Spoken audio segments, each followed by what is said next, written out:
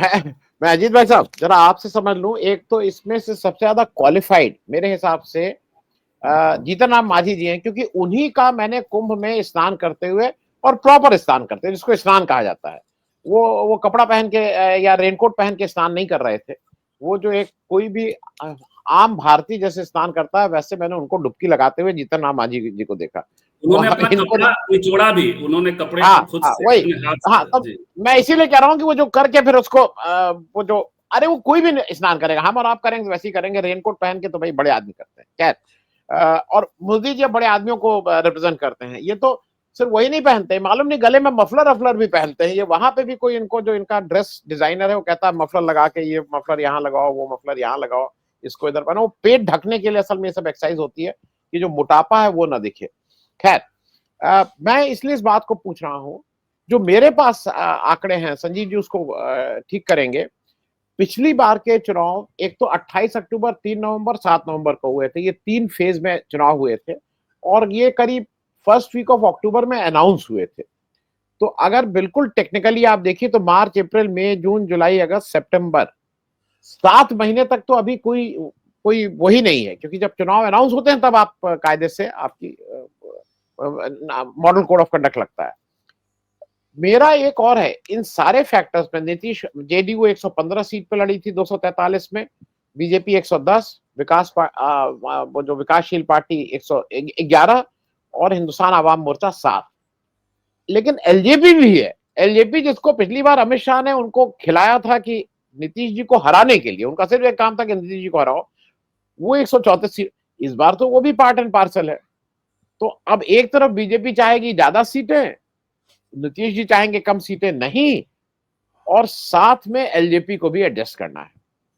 इस सारे परिप्रेक्ष्य में मैं जरा एक आपकी ये समझ लूं किसको। और दूसरा जो बात संजीव जी कह रहे थे, मतलब इसकी भी हद है कि नीतीश जी, अब कभी समझ नहीं आता, या तो नीतीश जी नीतीश जी देखिए, जिस नीतीश जी को मैं जानता था, वो बिल्कुल कैपेबल हैं ये करने के कि आपको शर्मिंदा करने के लिए जानबूझ के भोले बन के ये दिखाएं कि अरे जिसने जो हिंदू मुस्लिमों का झगड़ा करता है, तो वो सुना रहे हो इन्हीं को। इसकी संभावना को रूल आउट मैं नहीं करूं।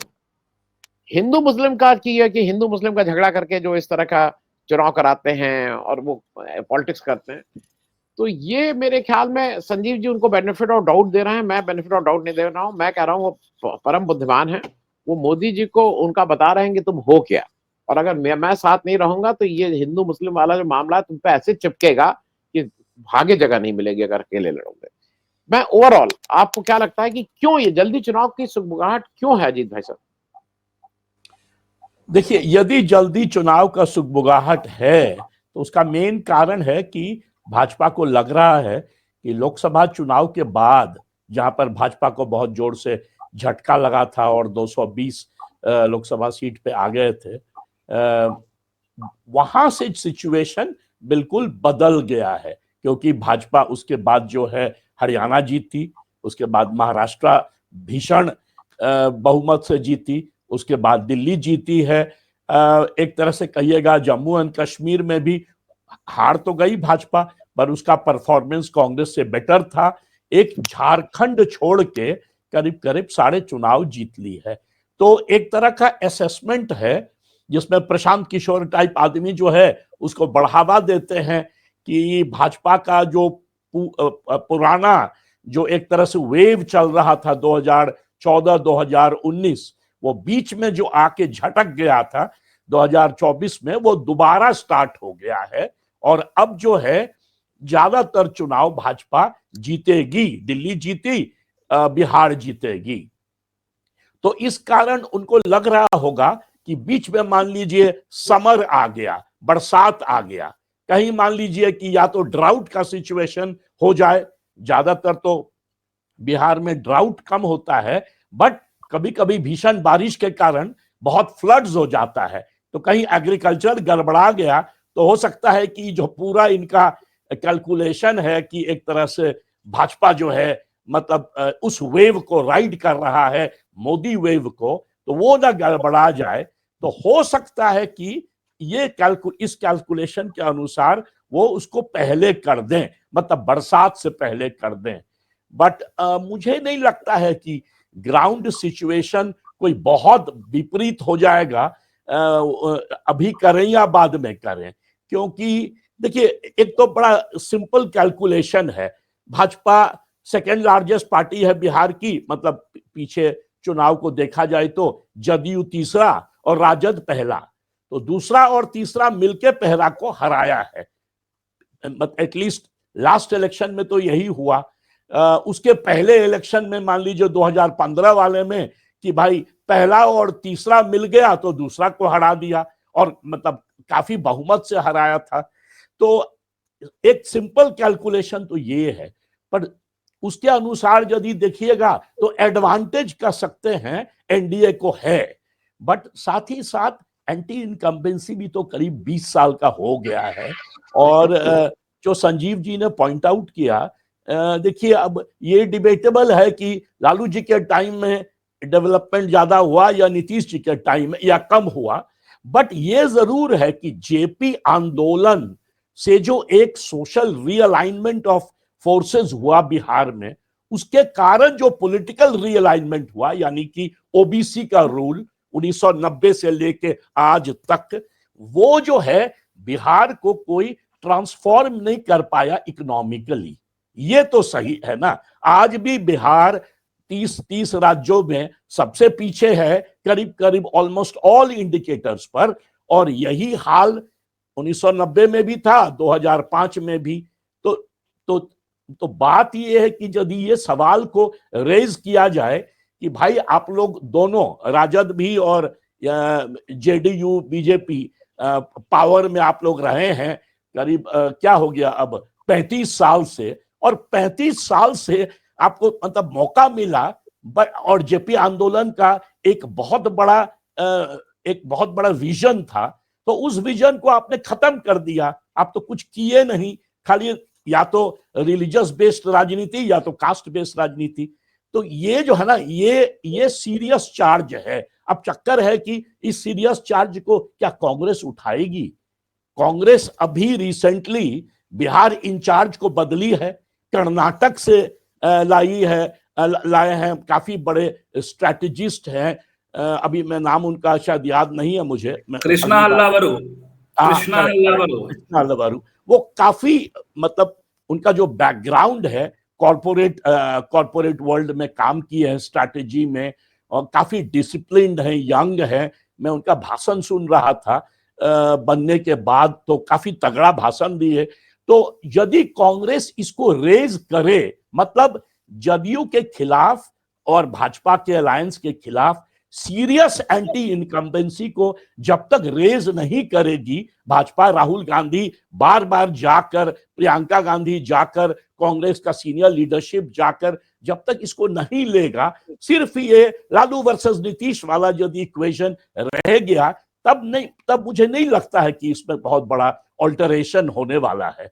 यदि लेफ्ट पार्टीज, कांग्रेस, ये दो मिलके समझाए राजद को कि आप जो बार बार अपोज करते हैं ये तगड़ा नहीं हो रहा है, आप इसको सीरियसली रेज कीजिए कि क्या हुआ भाई, 20 साल में आपने क्या किया। मैंने देखा कि तेजस्वी एक पॉइंट अच्छा बोले, कुछ चीज तो संजीव जी ने बताया ऑलरेडी, पर एक चीज जो वो रेज किए हैं मिडिल क्लास को, वो बहुत जोर अट्रैक्ट करेगा कि भाई 11 साल से मोदी जी आप हैं और 20 साल से नीतीश कुमार, और पटना यूनिवर्सिटी आज तक सेंट्रल यूनिवर्सिटी नहीं बन पाया, क्यों?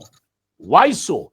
जबकि आप दनादन सेंट्रल यूनिवर्सिटीज बनाए जा रहे हैं, मेडिकल कॉलेजेस खोले जा रहे हैं, आईआईटीज 23 बना दिया, हालांकि ज्यादातर तो जो एग्जिस्टिंग था उसी को कन्वर्ट किए हैं, बट पटना यूनिवर्सिटी जो एक तरह से बिहार का गौरव है, जो एंटायर लीडरशिप जो निकला है जेपी आंदोलन में, नीतीश कुमार, लालू प्रसाद यादव, सुशील मोदी थे तो सुशील मोदी, यशवंत सिन्हा, रविशंकर प्रसाद, जितने टॉल लीडर हैं, सबको at one point of the time Patna university के प्रोडक्ट्स थे, और उसको भी आप सेंट्रल यूनिवर्सिटी नहीं बना सके हैं। मैं जब साइंस कॉलेज में पढ़ता था तो साइंस कॉलेज का जो रुतबा था, जिस तरह से क्लासेस होते थे, यदि आप प्रोडक्ट्स देखिए, 450 स्टूडेंट्स मेरे साथ थे, तो उस जमाने में 100 स्टूडेंट जाते थे आईआईटी में, आज वो टोटल डिक्लाइन पर है। तो आप क्या कर रहे हैं भाई, एजुकेशन के साथ मजाक। रोज एग्जाम का पर्चा जो है खाली निकलते रहता है, यहां से चोरी हो गया, वहां से चोरी हो गया। ये है, ये जो डिक्लाइन है मतलब एजुकेशन का बिहार में, हेल्थ का जो डिक्लाइन है बिहार में, जो सीरियस इश्यूज है, इंडस्ट्रीज कहाँ है भाई। आप बात करते हैं मैन्युफैक्चरिंग रेवोल्यूशन का, यहाँ तो एग्रीकल्चर में अभी जो मोदी जी निकले हैं तो 3 स्टेट घूमे हैं। मध्य प्रदेश गए थे पहले, फिर रास्ते में बिहार होते हुए असम जा रहे हैं। वही मध्य प्रदेश में एग्रीकल्चरल ग्रोथ रेट 8%, 9%, और बिहार में जहां पर की पानी की कमी नहीं है, मतलब ओवर सरप्लस वाटर का बिहार में, वहां पर एग्रीकल्चरल ग्रोथ रेट 2.3% एवरेज। मतलब ये जो है ना, ये एम्बैरेसिंग सिचुएशन है। ना एग्रीकल्चरल प्रोडक्टिविटी है, ना क्या कहते हैं पर कैपिटा इनकम लीजिए तो बिहार तो वर्ल्ड में लोएस्ट है, और इंडिया छोड़िए दुनिया में इतना नीचे पर कैपिटा इनकम कहीं नहीं है वर्ल्ड में। तो ये सब सवाल को लेकर यदि कांग्रेस चले और सीरियसली चैलेंज करे, अभी जो मूड है कांग्रेस में, जो राहुल गांधी रिवैम्प करने की कोशिश कर रहे हैं, दो जगह जनरल सेक्रेटरी बदला है, 9 जगह इंचार्ज बदला है। तो जब तक ये मूलभूत प्रश्न को नहीं उठाएंगे, I am sure Anil Sinha ji हैं, मुझसे भी बेटर आंसर देंगे इस पर, कि जो सोशियो इकोनॉमिक कंडीशन है बिहार का, वो बिल्कुल बदल ही नहीं रहा है। वो जो एक तरह से कहिएगा, अंग्रेजी में एक टेक्निकल शब्द है एग्रीकल्चरल इनवॉल्यूटिज्म, उसका मतलब होता है कि जो pressure of people on the land वो इतना ज्यादा है, या तो कहिए density of population, rural population इतना ज्यादा है कि रिटर्न ही नहीं आता है एग्रीकल्चर में, सिर्फ मैस माइग्रेशन होता है। तो ये फंडामेंटल इश्यूज को जब तक कांग्रेस नहीं रेज करेगी मोदी जी के खिलाफ और नीतीश जी के खिलाफ, तब तक मुझे नहीं लगता है कि ज्यादा ट्रांसफॉर्मेशन होने वाला है।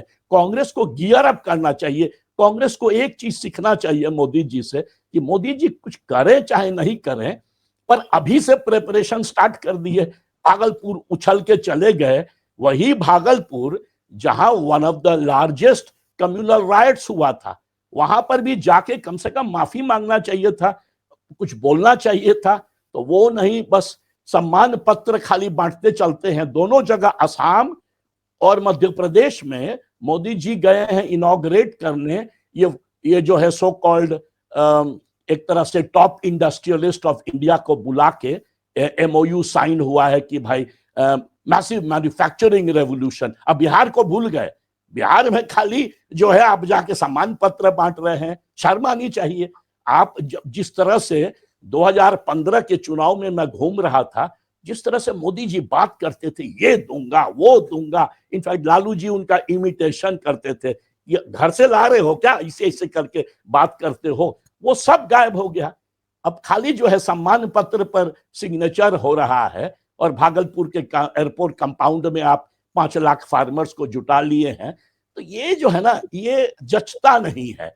डबल इंजन का सरकार तो आपका, इनफैक्ट नीतीश जी का पहले भी 2005 से देखिए तो उस जमाने में भी एक तरह से कहिएगा तो अलायंस था बीजेपी के साथ, करीब 20 साल में अलायंस आरजेडी के साथ सिर्फ 3 साल हुआ। पर आपने क्या किया है बिहार को,